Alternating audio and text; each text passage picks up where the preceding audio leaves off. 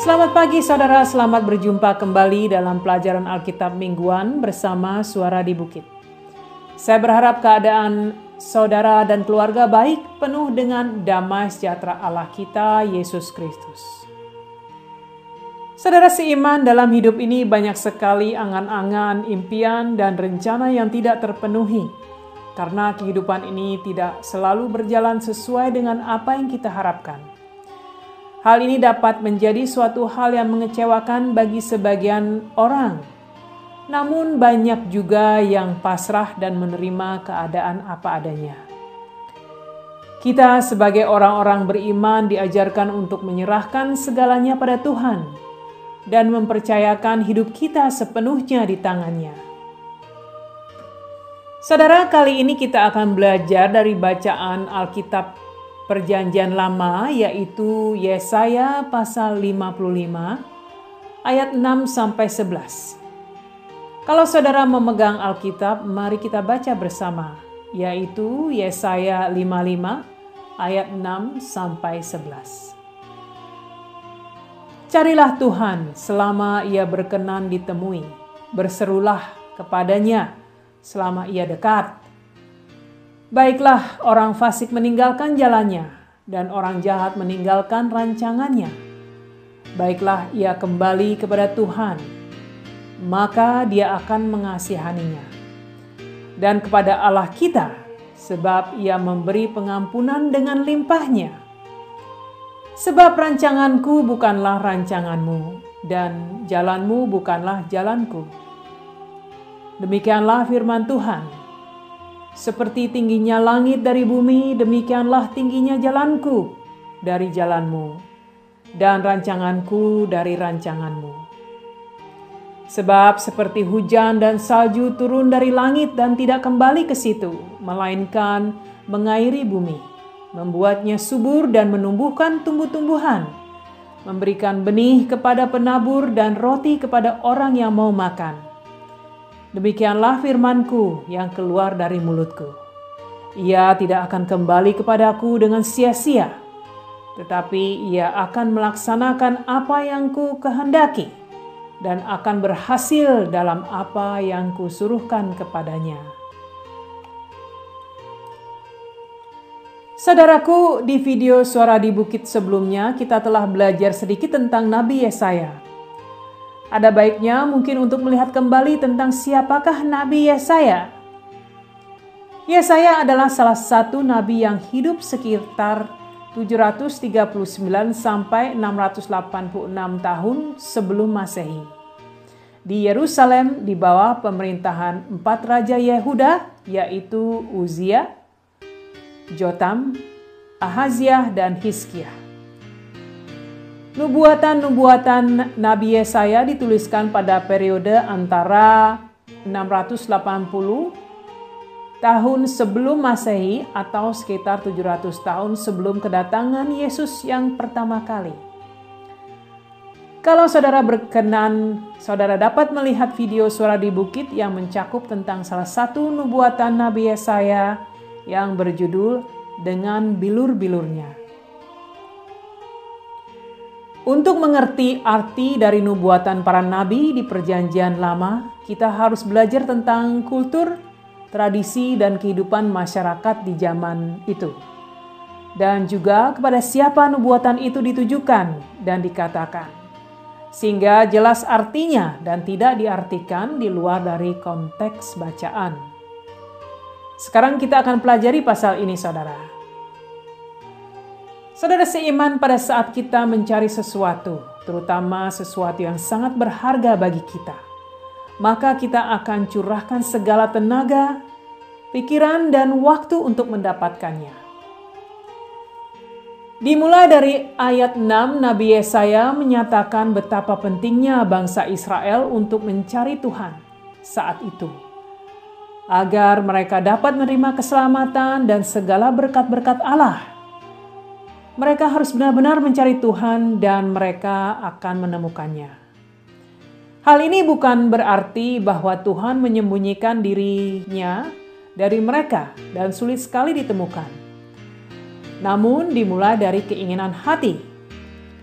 Keinginan untuk mencari Tuhan pun diberikan oleh Tuhan pada mereka dan mereka harus mau menerima pemberian ini.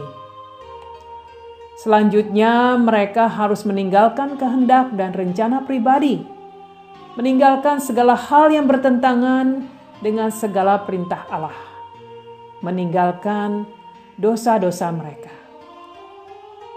Suatu tindakan yang harus diawali dengan pertobatan.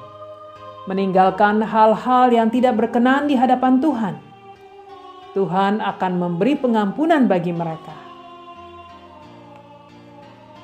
Saudaraku, cara dan rancangan Tuhan sangat berbeda dengan cara dan rancangan manusia. Tuhan tidak berpikir dan bertindak seperti manusia, seperti kita, saudara. Namun caranya akan jauh lebih baik dari manusia.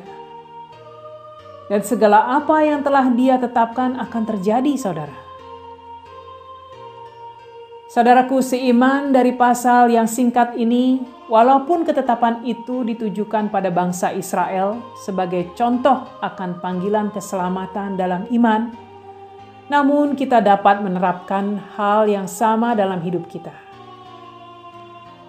Pada saat Tuhan menyentuh hati saudara dengan hal atau firman kebenaran, Dia pun memberikan anugerah, yaitu hasrat hati untuk dapat memahami kebenaran lebih jauh.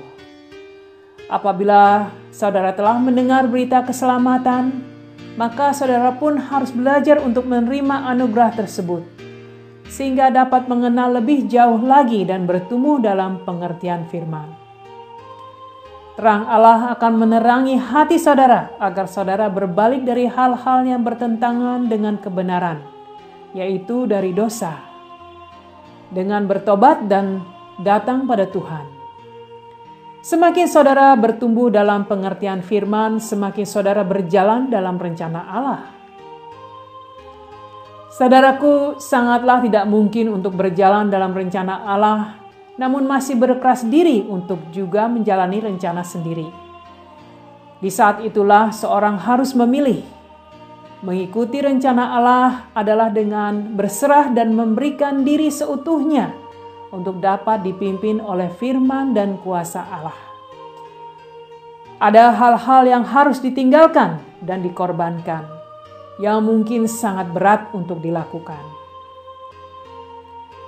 Saudara, hidup sebagai orang Kristen bukanlah hidup untuk diri sendiri, namun hidup untuk Tuhan Yesus semata.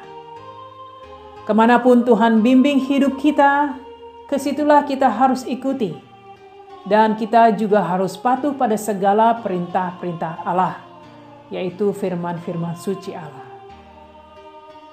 Rasul Paulus menuliskan dalam suratnya pada jemaat di Galatia, yang tertulis di Galatia 2 ayat 19-20, yang berbunyi, "Sebab aku telah mati untuk hukum Taurat, supaya aku hidup untuk Tuhan Allah.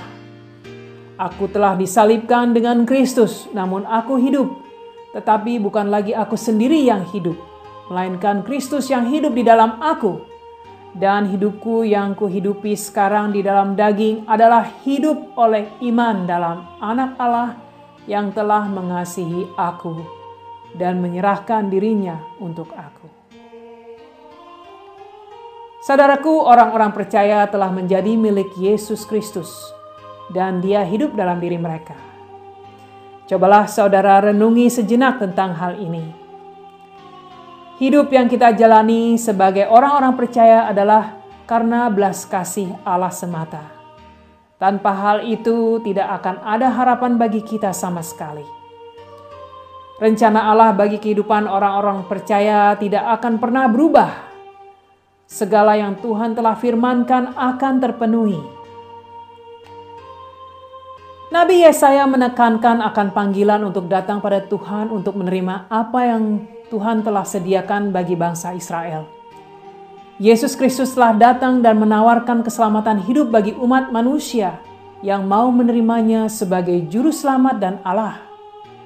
Segala janji Allah akan kehidupan kekal, yaitu kehidupan ilahi dalam hidup orang-orang percaya sekarang dan terus berlangsung sampai masa yang kekal akan terpenuhi. Tuhan Allah tidak akan pernah melanggar firman-firman-Nya dan Dia akan memenuhi segala yang telah diucapkannya. Marilah saudara, marilah kita benar-benar mencari Tuhan dan kebenaran firman. Serahkan hidup kita di tangan Allah dan hiduplah dengan penuh harapan akan kebaikan Allah bagi kehidupan rohani dan pertumbuhan iman kita. Mari saudara, mari kita berdoa. Allah Bapa di sorga, segala puji dan syukur kami panjatkan kehadirat-Mu Bapa. Engkau Allah yang penuh kasih dan maha pengampun.